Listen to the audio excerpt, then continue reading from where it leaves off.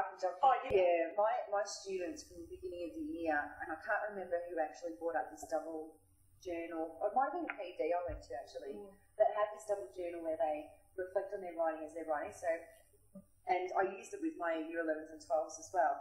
But they divide their page up into thirds, and then in the first 2 thirds they write, and on the last third they write about what they've written. I know that sounds a little bit silly, but the persuasive writing, what I was thinking was that they might be able to write their persuasive text, so it could be a letter or a editorial or whatever it might be, and then next to that write an annotation on what sort of words they used, why they used it, what techniques they used, who they referred to in terms of expert opinions, things like that, and why they did that.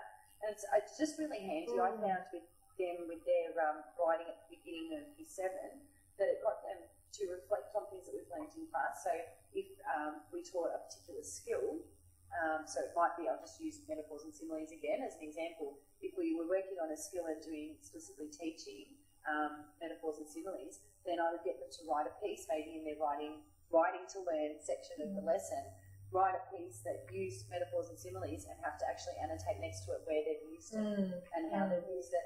And it also makes it easy for you to see that they've learned the skill that you've been trying to teach without having to read their entire piece. You can see where they've pointed out what they've used and just look at that particular section of the text and go, yep, you've got it, or let's work on it again. So the double journal, I think, is great for year 7 up to 12, even year 12. But it has obvious links to the rubric then, doesn't it? Because you would get them to do the double journal with all of the skills that they're Here's an anecdote, absolutely. This is where my station was. And especially with things like where they have to use 3 examples of persuasive techniques, they actually point out for you where they've used those techniques, and it just makes them aware that they're making choices as they're writing. They're making persuasive choices. So I found that it worked really well for them. When they were in year 7, that helped them. We've got one that we called scanning, so we'll show it on the data. I've got a few examples.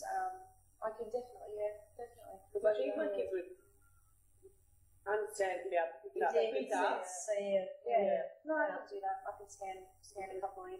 But I've got a few really good examples. So some of the kids are better at it than others.